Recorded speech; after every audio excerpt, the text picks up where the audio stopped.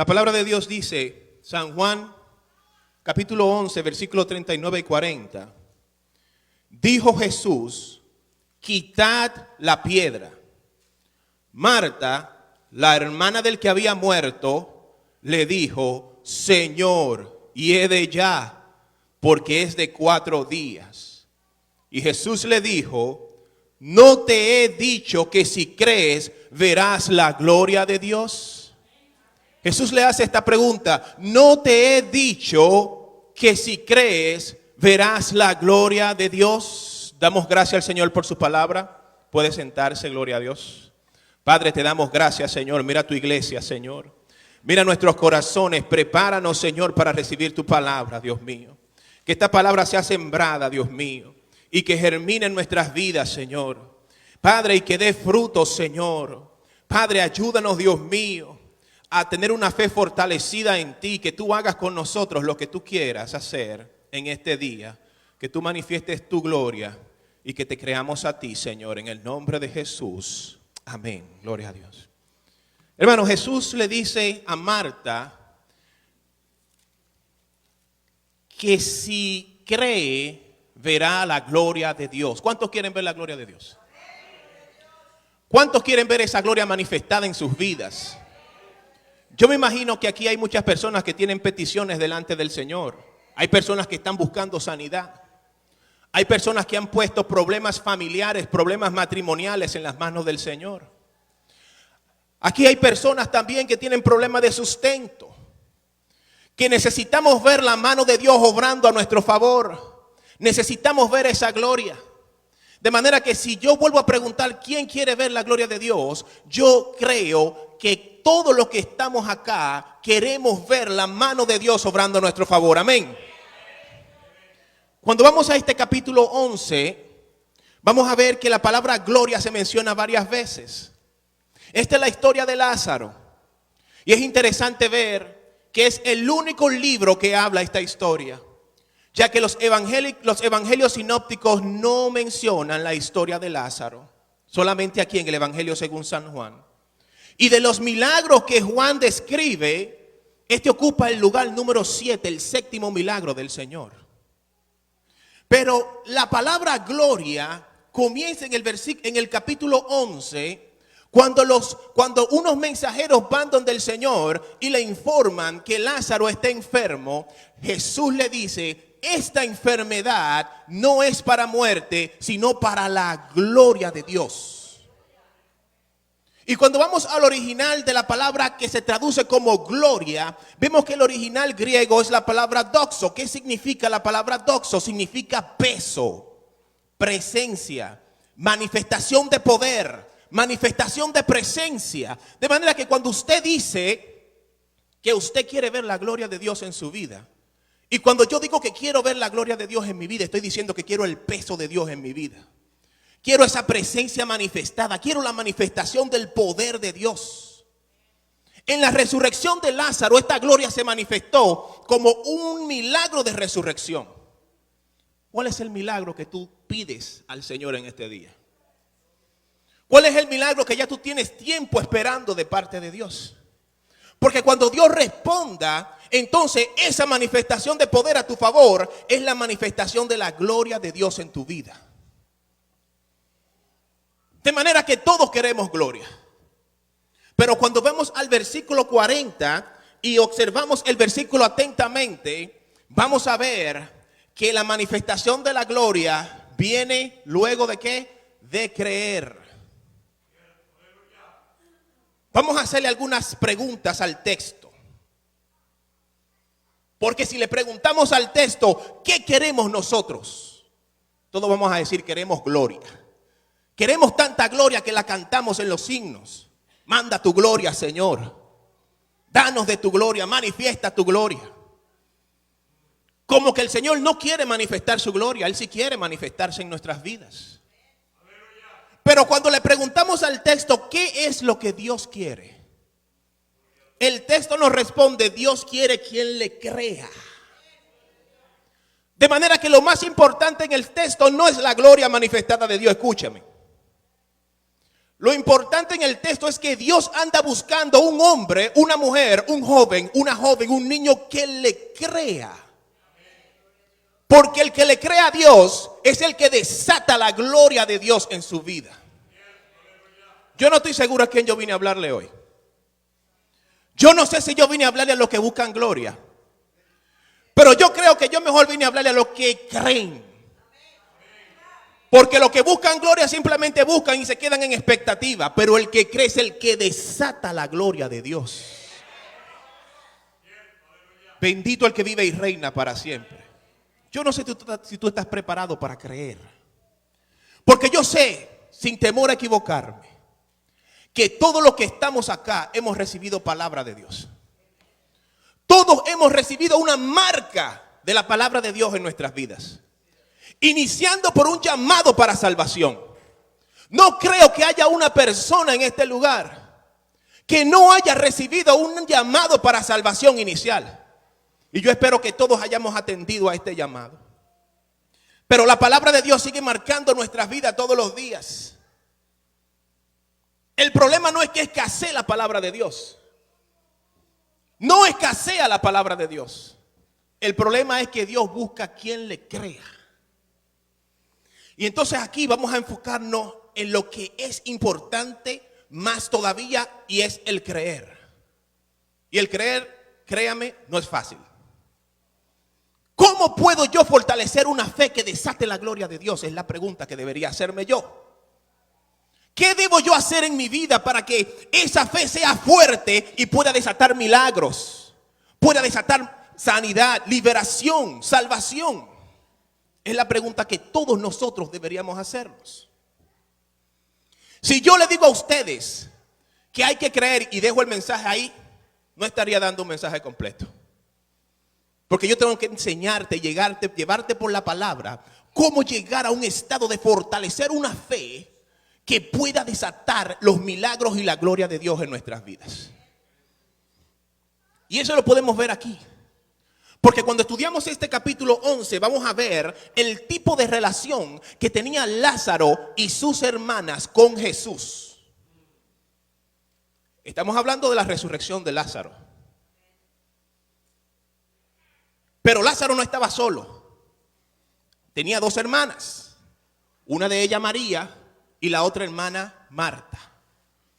Y cuando vemos y estudiamos la interacción que tuvieron estas hermanas con Jesús, podemos aprender bastante de cómo nosotros podemos fomentar y fortalecer una fe en nuestras vidas.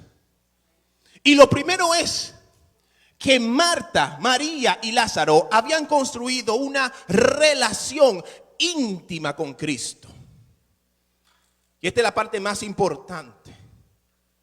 Porque tengo para decirte que sin relación íntima con Jesús no hay fe.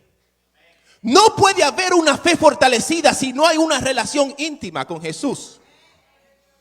Y esto es, mi hermano, porque mediante una relación íntima es donde tú comienzas en el día a día, en cada paso, comienzas a caminar con Cristo. Y cuando comienzas a caminar con Él, comienzas a recibir su palabra. Y esta palabra toma un efecto en tu vida. Y entonces tú comienzas a caminar y a conocer al Señor. El que no conocía a Jehová Jireh, en un problema de escasez, ve la mano de Dios y entonces conoce a Jehová Jireh. El que no conocía a Jehová Rafa, en una enfermedad, Dios sana esa enfermedad y entonces ya comienzas a conocer a Jehová Rafa. Y es desde esta intimidad que tú comienzas a crear un conocimiento de quién es Jesús, de quién es Dios. Lo interesante es que la vida íntima que todos debemos fomentar con el Señor nos deja muchos beneficios. Y este es uno de ellos: llegar al conocimiento de Dios. Pero este conocimiento tiene una característica muy interesante. No es un conocimiento teórico. Porque cuando alguien te habla de las grandezas que ha vivido con Jesús, tú estás recibiendo un conocimiento teórico de quién es Dios. Pero cuando tú lo vives de adentro, en tu propia intimidad con el Señor, tú tienes un conocimiento relacional. Y el beneficio que te da la intimidad con Dios es obtener un conocimiento relacional con Dios. ¿Y por qué esto es importante para la fe? Dice la palabra de Dios que la fe viene por el oír y el oír la palabra de Dios. Amén. Cuando usted busca la palabra fe, ¿qué significa? Lo que se traduce como fe en griego. Significa fidelidad. Significa confianza. Realmente usted no le cree a la palabra, usted le cree a quien dice la palabra. Porque cuando usted, por medio del conocimiento relacional, se da cuenta de que Dios es fiel, que Jesús es verdadero y de que Él es justo y de que Él no miente y no falla, todo lo que salga de la boca de Jesús a nuestras vidas lo recibimos como bueno, válido, justo y verdadero. De manera que esa fidelidad, esa confianza se debe construir para poder tener fe. Y esa fidelidad y esa confianza se construye desde una intimidad con Él mediante un conocimiento relacional.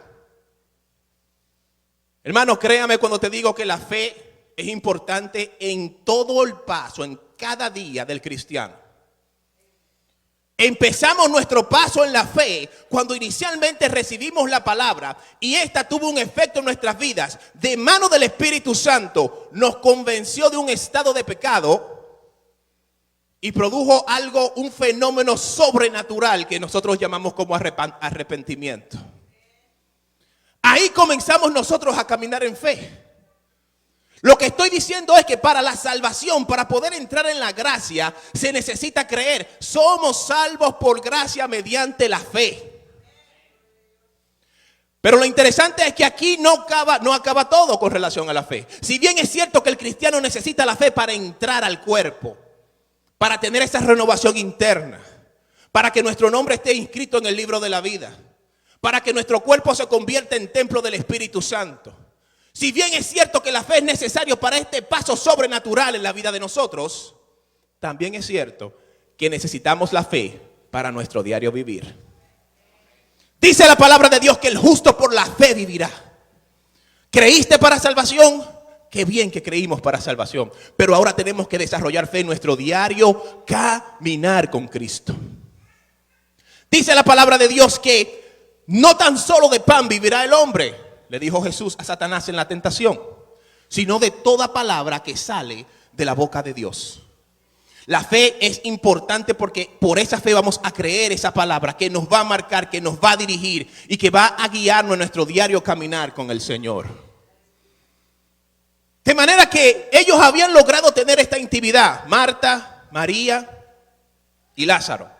Lo cierto es que la Biblia no habla mucho de las características de la vida íntima que tenía o de la relación que tenía Lázaro con Jesús. Pero sí sabemos que tenía una relación muy estrecha. Porque cuando le dieron la noticia a Jesús de que él estaba enfermo, ¿sabes cómo le dijeron? Le dijeron, Jesús, al que tú amas está enfermo. Y aquí el escritor, el apóstol Juan, se refiere a Lázaro como el que Jesús amaba. Y Juan hace esto 2 veces en el libro.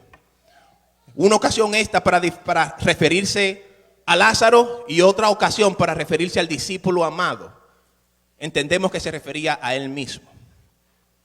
De manera que no cabe duda de que Lázaro tenía una relación estrecha, aunque la Biblia no dice mucho de las características, pero sí nos habla de cómo era la postura dentro de esta relación de Marta y de María, y eso es lo que yo quiero contrastar en este día. Si vamos a los encuentros que tuvieron estas hermanas con Jesús, vamos a aprender mucho de qué debemos hacer en nuestras vidas para fomentar la fe y para acercarnos más al Señor. En el capítulo 10 del libro de Lucas, versículo 38, vemos un encuentro acá. Y vemos que en este encuentro, y quiero que ustedes pongan atención a este panorama, Jesús está en la casa. Y Jesús está sentado y Jesús está dando una palabra. Y mientras Jesús está en la casa, en la intimidad del hogar, y Jesús está dando una palabra, aunque no sabemos qué palabra estaba dando, pudo haber sido una palabra de liberación, de bendición, de avance, de una palabra de corrección, de conocimiento, de sabiduría. Jesús está hablando en la casa.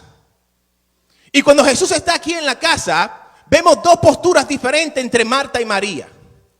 María estaba donde ella le gustaba estar.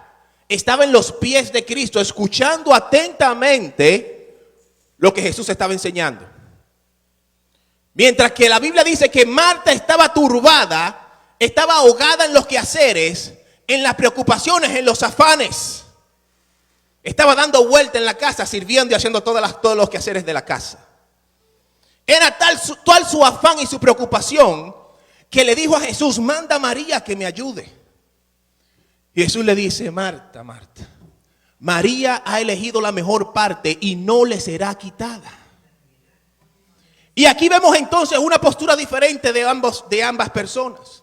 Si yo te pregunto, iglesia, ¿de qué era tiempo? Si Jesús está en la casa y si Jesús está hablando, ¿qué es lo que hay que hacer?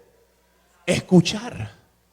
El tiempo era para escuchar. Entonces, ¿por qué María no pudo discernir que era tiempo de escuchar palabra de Dios? Mira, si tú estás en el templo del Señor en esta hora y Jesús está aquí hablando en esta hora y hay palabra de Dios en esta hora, cada uno de los que estamos acá tenemos que estar atentos a escuchar lo que el Señor está diciendo. Todo lo que sea diferente a esto está fuera del tiempo de Dios. Yo no puedo juzgar a Marta porque Marta estaba haciendo los quehaceres, estaba sirviendo. ¿Es que acaso, Edwin, es malo servir? De ninguna manera. Es bueno servir. Todos tenemos que servir. Todos tenemos que actuar. Todos tenemos que encargarnos de nuestros deberes. Pero cuando el servicio y los deberes interfieren con nuestra intimidad con Dios y con el tiempo de nosotros recibir palabra, hay un problema. Jesús le dice: Marta, tan turbada. Estaba preocupada, estaba afanada. Y aquí vemos dos elementos que cada uno de nosotros tenemos que controlar, porque si dejamos que nos afecten, van a interferir en nuestra intimidad con Dios.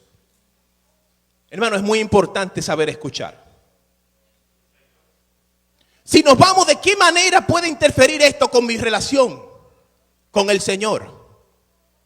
Si nos vamos con las preocupaciones, yo quiero que ustedes sepan, mis hermanos, que la preocupación, escuche, es un reflejo de duda. La duda, la incredulidad viene de muchos sabores en el ser humano. Uno de ellos es la preocupación, otro es el temor, que dicho sea de paso, casi siempre andan juntos los dos. Donde hay preocupación hay temor. Es importante saber que esto es parte de la naturaleza del hombre. De manera que todos los que estamos acá nos hemos sentido preocupados y atemorizados. Sin excepción de nadie. Porque pertenece a la naturaleza. Yo no vengo a juzgar a nadie que se sienta preocupado o que se sienta atemorizado. Me estaría juzgando a mí mismo.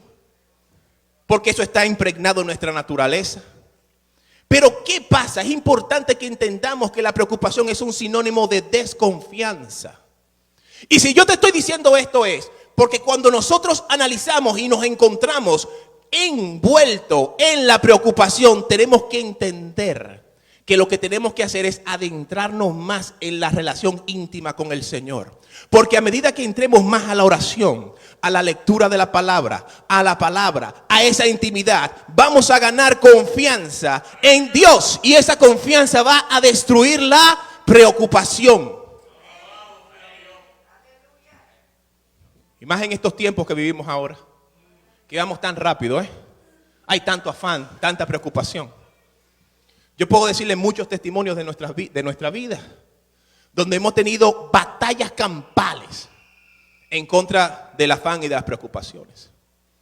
Recuerdo un caso que quiero compartir con ustedes. Hace ya 11 años atrás, cuando mi esposa estaba embarazada de Gabriel, nuestro segundo hijo,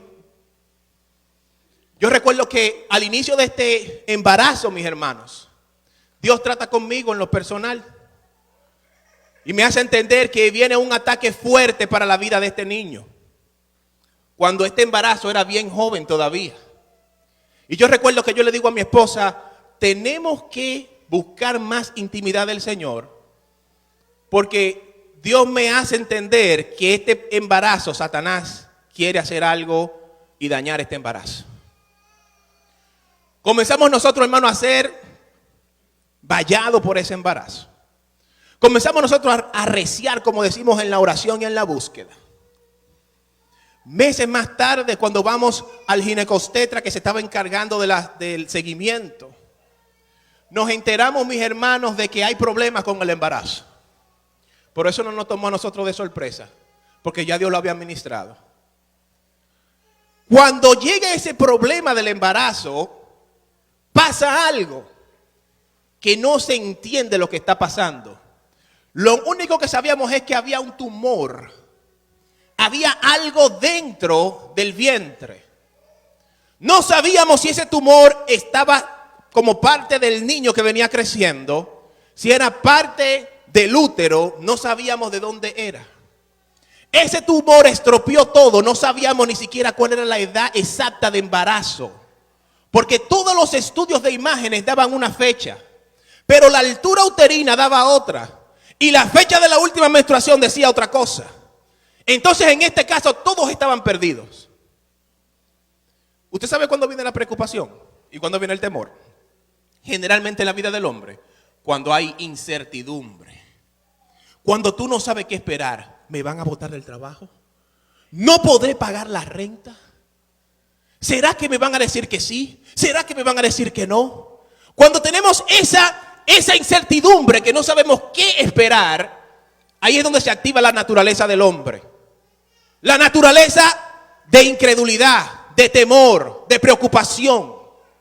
Y hermanos, nosotros pasamos ese proceso donde nos preocupamos, donde nos embargó el temor, porque todos esperaban malformación congénita, problema, no sabía si ese embarazo se iba a completar. Pero nosotros sí sabíamos dónde teníamos que ir. ¿Tú sabes dónde ir cuando estás preocupado? ¿Tú sabes dónde ir cuando el afán te quiere arropar? Aleluya, bendito tu nombre, Jesús. Nos metimos en oración, buscamos la presencia de Dios y algo sobrenatural pasó. Porque ese es otro de los beneficios de estar en la presencia, de estar en la intimidad con el Señor. Usted ve esa paz que sobrepasa todo entendimiento. Es ahí que se te da la paz, en la intimidad con el Señor. Y es algo que realmente sí no tiene explicación. Porque recibimos una paz, mi esposa y yo, que dejamos de preocuparnos, lo entregamos en las manos del Señor. Y ya andábamos como que todo estaba normal. Y entonces ahora el que se estaba comiendo las uñas era el ginecostetra. Ese no sabía dónde ir. Pero como nosotros sí sabíamos dónde ir, estábamos tranquilos. Era tal la paz que nos embargó a nosotros en ese proceso, que ese día cuando se programa una cesárea, porque ahí no se sabía lo que iba a esperar, ahí se juntaron muchos médicos porque no sabíamos qué era lo que iba a resultar. Y sin saber todavía si ese embarazo estaba a tiempo, el médico desesperado dijo, vamos a intervenir, vamos a hacer una cesárea. Y nosotros que estábamos tranquilos dijimos, ok. Viene la fecha de la cesárea. Y era tanta la tranquilidad que ese día me tocó hacer un turno. Y yo dije, Lady, me voy a hacer el turno y cuando termine el turno yo voy y te encuentro allá. Y ella se fue sola a su cesárea tranquila y en paz. La sorpresa grande y el testimonio lo dan los doctores. Porque cuando ellos abrieron y sacaron a Gabriel, ellos describen algo como nunca antes lo habían visto. Vieron una masa tumoral quística que estaba invadiendo todo el cordón umbilical de Gabriel. Y esa masa se engrandecía. Y a medida que el cordón se aproximaba a él, la masa se ponía más grande. Era más fea, era más tumoral. Pero de una manera milagrosa y sobrenatural, cuando el cordón iba a tocar el cuerpo de Gabriel, la masa desapareció completamente. Bendito sea el nombre de Dios. Dios protegió a Gabriel de esta malformación. Dios protegió a Gabriel de esta masa quística tumoral. Y lo único que se afectó fue el cordón umbilical, pero nada de esa anomalía tocó el cuerpo de Gabriel. ¿Quién hizo esto? No te he dicho que si crees verás la gloria de Dios. No te he dicho que si crees verás la gloria de Dios. Entonces, para vencer la preocupación, ¿es desde dónde? Desde la intimidad. Hermano, tú no estás aquí para estar con tu mente preocupada en estos momentos. Si tu concentración está cargada de preocupación, tú no puedes recibir como tienes que recibir la palabra. Tienes que descargar eso. Y el lugar donde nosotros descargamos todas nuestras cargas, valga la redundancia, es en la presencia de Dios. Pero si tomamos el afán, ay, cuánto daño hace la vida del creyente el afán, hermanos. Hermano, el afán acapara nuestra concentración. Por eso el Señor dice, no os afanéis. Nos habla claramente que tenemos que apartarnos del afán. Pero ¿y cómo?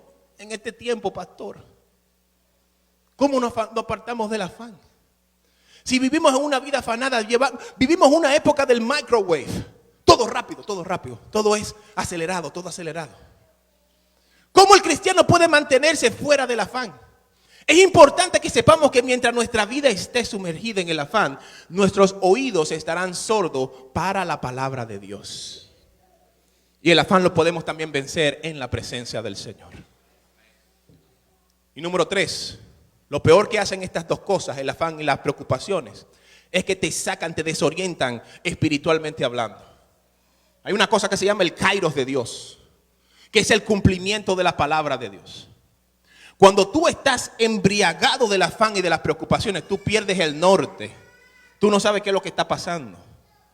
Porque déjame decirte que cuando Dios obra, es cierto que Dios obra en un momento en el cronos, en el tiempo de nosotros.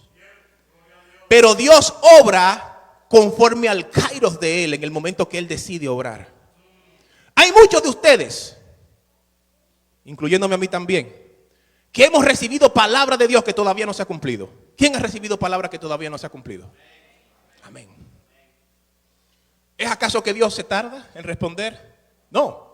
Lo vamos a ver un poco más adelante. Lo que pasa es que Dios tiene un kairos para el cumplimiento de esa palabra. Ahora, esto es lo interesante, escucha. Si Dios lo dijo, lo va a cumplir. ¿Dónde está el beneficio de la intimidad con Dios? Que Dios te va a decir cuándo es el kairos para el cumplimiento de esa palabra. Dios te va a decir, levántate mi hijo, levántate mi siervo, mi sierva, porque hoy se cumple la palabra que te di hace 5, 10, 15 años atrás. Tú no puedes saber el kairos de Dios si no tienes una buena intimidad con Dios. Si estás en el afán y en la preocupación, no podrás discernir los tiempos. Marta no pudo discernir el tiempo. Hay un segundo encuentro para avanzar. Un segundo encuentro de Marta y María. Esto lo encontramos en el capítulo 12 del libro de San Juan. Y en este segundo encuentro es diferente. Ya Lázaro había resucitado. Y en este encuentro, escucha el panorama. Jesús está sentado en Betania en una mesa. Una persona le preparó una cena a Jesús. Y mientras Jesús está sentado en la mesa, Lázaro, que ya estaba resucitado, se sentó al lado de Jesús. Entra en escena los dos personajes que estamos esperando. Primero entra Marta y luego entra María. Marta, usted puede imaginarse lo que estaba haciendo, ¿verdad? Seguía en lo mismo Marta. Marta estaba sirviendo, esta mujer estaba con un corredero ahí en la cena. Pero esa cena, hermano, créame, había un ambiente de adoración tan fuerte en esa cena. Se respiraba en lo espiritual. Un ambiente de adoración a Jesús. Y mientras ese ambiente se estaba dando, Marta estaba sirviendo y afanada. Pero cuando viene Marta a la escena, cuando Marta entra al lugar, dice la Biblia que Marta fue directamente donde Jesús. Y fue al lugar que usted sabe que a ella le gustaba estar. ¿Dónde? A los pies del maestro. Y dice la palabra que en esta ocasión no se presentó sola, sino que llevó con ella 1 libra de un perfume nardo de alto costo en ese tiempo. Y dice la palabra que ella derramó ese perfume y ella enjugó los pies, lavó los pies del maestro con el perfume. Pero como si todo esto fuera poco, dice la palabra que ese aroma embargó toda la habitación. Ese ambiente espiritual, esa intimidad era propicio ¿para qué? Para la adoración. Como olor fragante envolvió toda la habitación. Y como si todo esto fuera poco, como si le pareciera esto poco como adoración a usted, tomó su cabello y enjugó los pies de Jesús con su cabello. Un momento de intimidad, porque en la intimidad se da una adoración genuina delante de Dios. Aquí usted y yo podemos hacer moriqueta. No sé si ustedes entienden lo que es. Mimas y qué sé yo, gestos. Aquí tú y yo podemos imitar cosas, decir gloria a Dios mecánicamente. Pero desde la intimidad, ahí es que se conoce el verdadero adorador.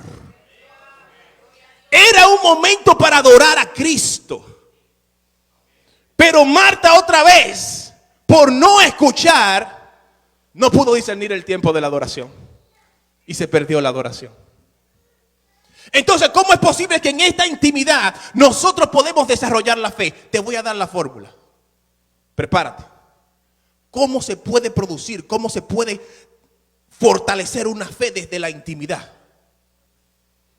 Para que se produzca la fe, ya tenemos lo que se necesita, la palabra de Dios. Porque la fe viene por el oír, amén. Pero cuando la palabra de Dios se suelta, cuando Dios da la palabra, suelta, manda la palabra, esa palabra tiene que estar en las manos de alguien. Y es las manos del Espíritu Santo. Dice la Biblia que la palabra es la espada del Espíritu. Entonces yo no entiendo cómo que nosotros los evangélicos hoy en día decimos, yo tengo mi espada y queremos pensar que la palabra es mi espada. No, varón. Déjese de eso. La Biblia es clara. La palabra es la espada del Espíritu Santo. Cuando la palabra se suelta y se manda, cuando Dios manda la palabra, esa palabra va en las manos del Espíritu Santo y llega a una vida que tiene que escucharla atentamente. Y cuando le escucha atentamente, la palabra penetra en el corazón, hace el efecto por la cual fue enviada, produce los cambios que tiene que producir. Y al final esto da como resultado obediencia o manifestación de gloria. Escucha bien lo que te digo, iglesia. Porque yo creo que Dios quiere hablar sobre esto. Porque yo sé que Dios quiere hacer muchas cosas aquí. Pero yo sé que para que Dios pueda hacer todo lo que Él quiere y manifestar su gloria, Dios quiere que nosotros afirmemos nuestra fe. Porque yo te he dicho, iglesia, que si crees verás la gloria de Dios. De manera que esta fórmula te explica cómo se produce la fe y cómo podemos fortalecer nuestra fe en el Señor desde la intimidad. Pero si tú ves los elementos que te acabo de mencionar, todos esos elementos menos uno vienen de Dios. Todo no podemos producirlo nosotros, viene de Dios. La palabra de Dios viene de Él. Es perfecta, pura, no falla. Pero no podemos producirla nosotros. Tenemos que recibirla, varón. Pero entonces, cuando esa palabra produce fe en nuestras vidas, esa fe viene de Dios. Hermano, la fe es sobrenatural, la fe no es humana. Tú no produces fe de manera natural. Déjese de eso, que por más que usted repite una oración positiva, yo sí puedo, yo sí puedo, yo sí puedo, eso no va a producir fe en usted. Porque no son con métodos naturales para fortalecer la fe. Tiene que irte de manera espiritual cómo se produce y entenderla. Bendito el nombre de Dios, alábale. Aleluya. De manera que la fe viene de Dios, eso no viene de ti. Que nació en tu corazón, como lo que estoy diciendo, sí, pero eso fue Dios que la puso. No fuiste tú que la produciste. Pero esa fe te lleva a una manifestación de gloria. ¿Y esa gloria de quién es? De Dios, tampoco es tuya. Entonces, en este proceso de fortalecer una fe en nosotros, ¿qué es la única parte que nos corresponde a nosotros? Ay, no me entendieron. ¿Ah? ¿Quién me dice? ¿Acá? Ok, pero te voy a decir algo más. Lo único que nos corresponde a nosotros es escuchar atentamente. Yo te dije, la fe viene por una palabra. Se necesita una persona que le escuche. Eso produce la fe. Y la fe se traduce como obediencia o como manifestación de gloria. La única parte en este proceso de una fe fortalecida que tú y yo tenemos que hacer es escuchar. Y es lo único que mayor problema tenemos. ¿Qué le parece? Le decía Dios a Jeremías, hablando del pueblo, este pueblo no me escucha. Y el pueblo estaba en desobediencia, no quería nada con Dios. Porque el no escuchar es sinónimo de desobediencia. Es que es imposible que tú obedezcas a Dios y no le escuchas. Es muy interesante, mi hermano colega, doctor Sosa, sabe que uno de los sentidos que más temprano se desarrollan en el ser humano, en la etapa embrionaria, es el audio. Ya en el segundo trimestre del embarazo, a las 18 semanas de gestación, ya el audio está completo. Ya el niño en el vientre de la madre puede escuchar. La Biblia es clara cuando te dice, sea tardo para hablar, pero sé rápido para escuchar. Pero el hombre natural es lo contrario, varón.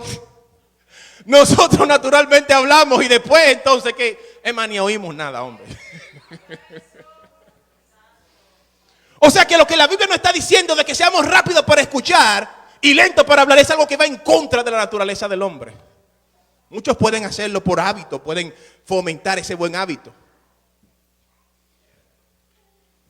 Pero lo único que nos corresponde a nosotros es escuchar. ¿Y por qué, hermano, usted tiene tanto tiempo viniendo a la iglesia todos los domingos, escuchando palabras, escucha palabras en la casa, escucha palabras y no cambia? No es porque está faltando la palabra de Dios en tu vida, es porque no estás escuchando la palabra. Porque oír y escuchar no es igual. La Biblia dice, no seáis oidores olvidadizos. Entonces lo único que nos corresponde a nosotros, y también fallamos, que escuchemos. Entonces significa eso que si queremos gloria, realmente lo que necesitamos es creer. Porque el que cree manifiesta la gloria. Detrás de una gloria manifestada hay un hermano, una sierva, un siervo que cree. Pero escucha esto, detrás de una persona que cree hay un siervo, una sierva que escucha. Porque no vas a creer si no escuchas. Dice la palabra de Dios que Abraham creyó y le fue contado por justicia. Pero antes de un Abraham que creyó, había un Abraham que escuchó. De manera que en la intimidad es importante escuchar. Hay 3 elementos esenciales en la intimidad con el Señor. Uno es la palabra de Dios y para recibirla tienes que escuchar. Otra es la oración y otra es la adoración. Son los 3 elementos que no pueden faltar en nuestras vidas. Estos 3 elementos presentes en manos de una sierva, de un siervo que escucha, desarrolla una fe fortalecida y esta fe fortalecida desata la gloria de Dios. Bendito el que vive y reina para siempre. De manera que hemos visto, iglesia, 2 encuentros de Marta y María con Jesús y el tercer encuentro es el que está en el capítulo 11 de Lucas, de Juan, donde empezamos. Y este tercer encuentro se da en un escenario un poco difícil porque es en el escenario de la muerte de Lázaro. Y si entendemos el contexto de esto, vamos a tener unas informaciones y unos principios espirituales muy fuertes, hermanos. Porque cuando vamos acá, vamos a ver que primeramente a Jesús le dan la noticia de que Lázaro estaba enfermo. Jesús no estaba en Judea, no estaba en Betania, estaba en otro lugar. Y cuando le dan la noticia, Jesús hace algo muy interesante. Jesús se queda en el lugar donde estaba 2 días más. Todo el mundo esperaba que Jesús, cuando le dieran la noticia de Lázaro, iba a dejar todo lo que estaba haciendo, iba a salir corriendo, iba a ir donde Lázaro. Era lo que todo el mundo de manera natural y lógica esperaba. Pero Jesús se queda tranquilo, no dice nada. Y se queda 2 días más ahí. Y cuando pasan estos 2 días, en el versículo 7, Jesús le dice, vamos a Judea otra vez, le dice a sus discípulos. Pero lo que usted no sabe, hermano, es que en Judea había un complot que querían apedrear a Jesús. Ya Jesús estaba caliente por allá. Y cuando él le dice a los discípulos, vamos a Judea, ellos le dicen, pero maestro, pero hay unos verdugos que nos están esperando allá, que quieren apedrearnos. Y Jesús le dice algo muy importante, hermanos, muy importante. Jesús le responde en el versículo 9, vaya conmigo, dice, ¿no tiene el día 12 horas? El que anda de día no tropieza porque ve la luz de este mundo. Pero el que anda de noche tropieza porque no hay luz en él. Jesús le dice, el que anda de día no tropieza. ¿Quieres otro beneficio de la intimidad con Dios? Jesús no se refería a la luz solar. Jesús se refería a una vida dirigida por el Padre. Porque todo lo que Jesús hacía no lo hacía por su propia autonomía. No lo hacía por su propia creatividad. Jesús lo hacía porque recibía la orden del Padre. Y Jesús dice, el que anda de día, o sea, el que anda bajo la dirección del Padre, no tropieza. ¿Quieres otro beneficio de vivir en la intimidad con Dios? El que vive en la intimidad con Dios anda en la luz, anda bajo la dirección de Dios. ¿Tú no te has sentido alguna vez como que estoy desorganizado? No tengo rumbo, no sé, parece como que estoy fuera de mí. Tengo que como que organizarme, poner mis prioridades en orden. En otras palabras, tú estás diciendo, necesito dirección, no tengo dirección. Pues mire, la dirección es en la intimidad donde se consigue. Porque en esta intimidad no vas a tropezar. Cuando Dios te dice va, tú vas. Y cuando Dios te dice ven, tú vienes. Y esta era la vida que vivía Jesús para enseñarnos a nosotros que nosotros tenemos que andar en la luz, en la dirección del Señor. Pero como si todo esto fuera poco, el Señor se encuentra en el versículo 22 con Marta. Y cuando Él se encuentra con Marta, él va a aquel lugar, se encuentra con ella, dice la palabra que ella sale y lo encuentra, pero María se queda en la casa. O sea que la primera que tuvo contacto, con quien Jesús tuvo contacto, fue con Marta. Y cuando Marta se acerca a Jesús le dice, maestro, ellos están, ya Lázaro tenía 4 días que estaba muerto. Y cuando lo ven dice, maestro, si tú hubieses estado acá, mi hermano no hubiese muerto. Pero Marta le dice algo muy interesante, le dice, Señor, yo sé que lo que tú le pidas a Dios, Él te lo va a conceder. ¿Cree Marta o no cree Marta? Aparentemente cree Marta, ¿verdad? Okay. Pero lo interesante es que cuando sigues leyendo aquí mismo en el 23, el versículo 23, Jesús le da una palabra a Marta. Marta tiene una necesidad. Marta necesita un milagro. Lázaro está muerto ya de 4 días. Y Jesús le dice, tu hermano resucitará. Esa es la palabra que todos nosotros estamos esperando en el momento de necesidad. Que Dios nos diga, tú vas a ser sano. Que Dios nos diga, ese sustento ya está aprobado para ti. Que Dios te diga, ese matrimonio se va a reconstruir. Que Dios diga, ese ministerio va a reflorecer. Que Dios nos dé la palabra que estamos esperando en la necesidad. Marta está en una angustia. Está en una necesidad y Dios le dice, tu hermano resucitará. Pero Marta tiene problemas creyendo la palabra. Pero claro, si Marta no estuvo atenta escuchando al Señor, ¿cómo podía fortalecer una fe en el Señor si no lo escuchó? Estaba sumergida en los afanes. Pero cuando Marta recibe esta palabra, entonces comienza en su mente a querer acoplar con la palabra. Y le dice, sí, Señor, yo sé, Señor, que Él va a resucitar en el día postrero. Y Jesús le dice en el versículo 25, yo soy la resurrección y la vida, el que cree en mí, aunque esté muerto, vivirá. Y todo aquel que vive y cree en mí, no morirá eternamente. Y luego Jesús le pregunta, ¿tú crees eso? Ay, santo Dios. Usted no sabe lo que yo acabo de decir ahora. Uno de los beneficios de este camino, de seguir a Cristo, es que el que está en Cristo, el que cree en Cristo, aunque esté muerto, vivirá. Ay, hermano, yo no puedo dejar pasar esta. Tengo que decirle esto, hermano. Cuando usted va al versículo 4 del capítulo 11, cuando Jesús le dice, esta enfermedad no es para muerte, sino para la gloria de Dios. Cuando dice esta enfermedad no es para muerte, muerte, lo que se traduce como muerte, el vocablo que se traduce como muerte viene de una palabra griega que se llama thanatos.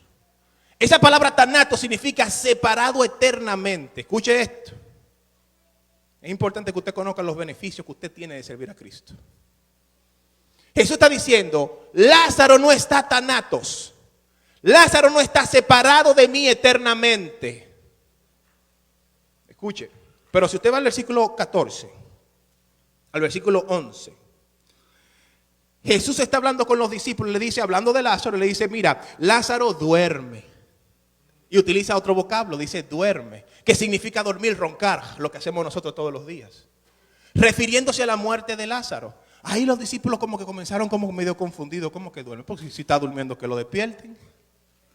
Y él utiliza el mismo vocablo que utiliza Pablo en Tesalonicenses cuando le dice: no quiero que ignoréis acerca de los que duermen, refiriéndose a los cristianos, a los que habían muerto en Cristo.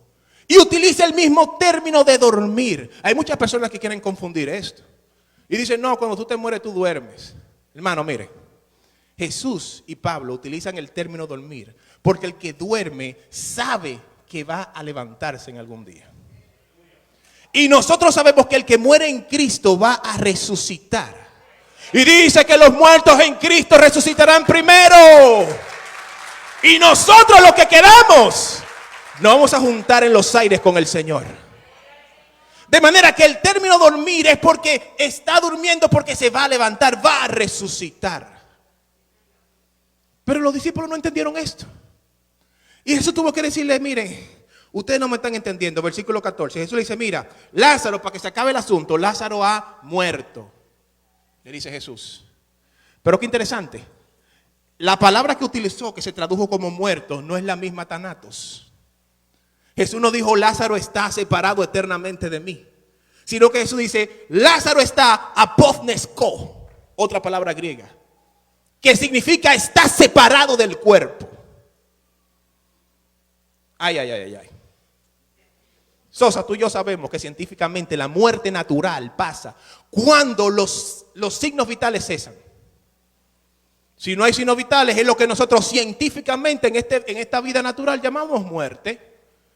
Pero no es lo mismo para una persona que está en Cristo y una persona que no está en Cristo. Porque cuando la persona no está en Cristo, la persona es thanatos. La persona queda automáticamente separada de Dios eternamente.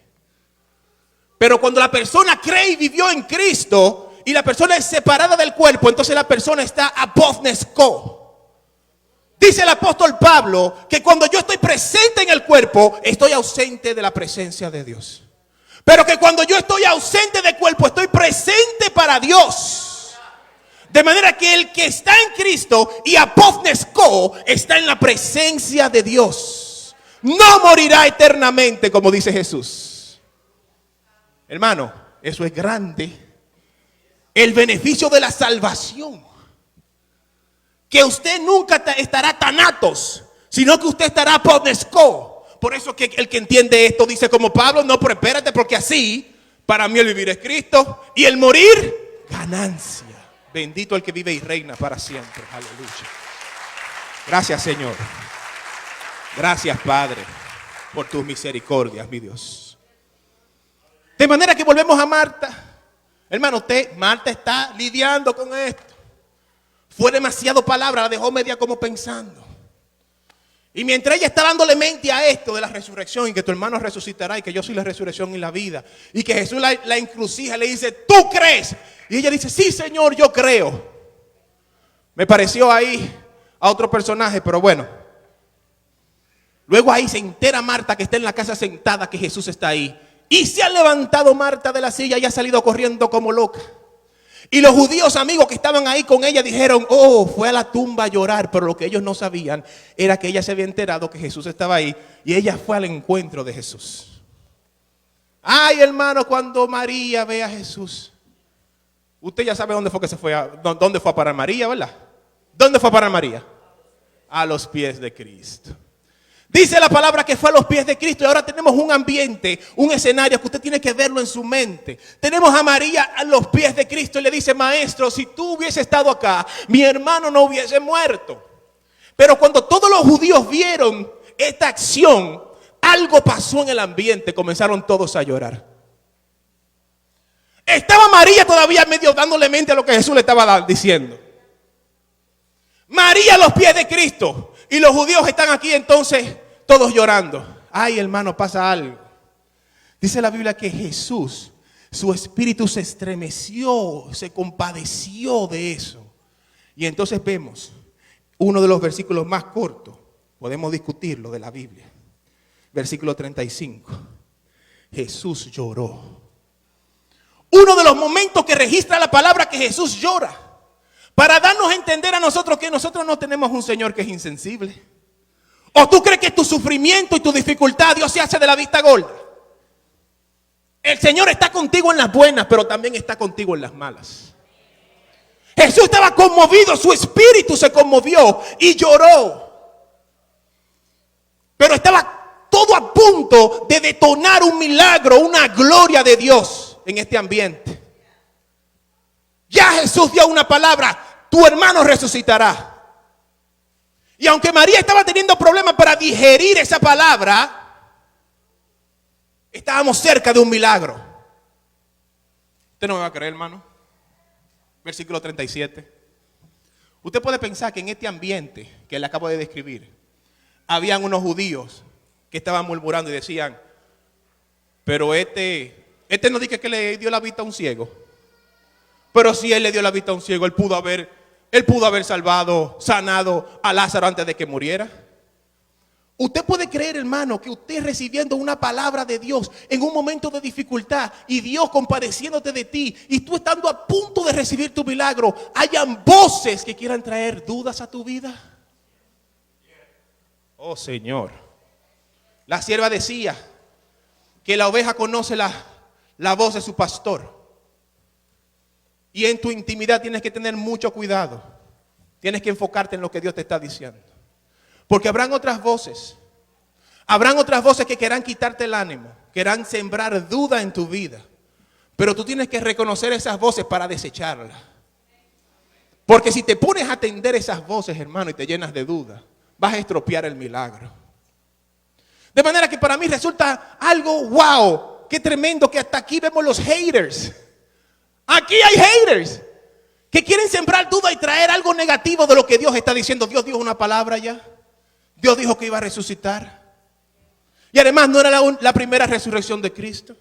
Cristo ya también resucitó en la historia lo que es el hijo de la viuda de Naín. Pero también la hija de Jairo había resucitado. Pero sin embargo aquí querían sembrar esto. Pero lo importante es que Jesús dice: llévenme a la tumba. Y cuando lleva a la tumba, Jesús dice: abran la piedra. Y usted puede creer que Marta todavía tenía problemas con... No caía Marta todavía. Marta como que no había creído todavía bien. Si alguien tenía que hablar, ¿quién tenía que ser? Marta. Y Marta le dice: pero Jesús, no, porque ya hace 4 días que murió. Y Jesús le dice la pregunta que leímos al inicio. Hermano, yo estoy convencido de que Jesús se lo dijo con un tono. Como quien dice: Marta, Marta. Dios mío, otra vez. No te he dicho que si crees verás la gloria de Dios. Iglesia, no te dice el Señor que si tú crees verás su gloria. Yo no sé si yo vine a hablarle a los que quieren gloria. A lo mejor yo vine aquí a hablarle a los que creen, porque los que creen son los que desatan la gloria. Pero los que creen son los que escuchan. A lo mejor yo vine a hablarle, pastor, a los que escuchan. Porque los que escuchan son los que creen y los que creen son los que dan la gloria. Hermano, yo creo que no, vamos a arreglarlo. Yo vine a hablarle a los que quieren intimidad con Dios. Porque el que tiene intimidad con Dios es el que escucha. Y el que escucha es el que cree. Y el que cree es el que desata la gloria de Dios. De manera que lo más importante en nuestra vida tiene que ser la intimidad, mis hermanos. La intimidad con el Señor. Fomentar una vida de oración, una vida de lectura, recibir la palabra de Dios, escuchar atentamente y andar una vida en obediencia y adoración delante de Dios. Ponte de pie, gloria a Dios, aleluya.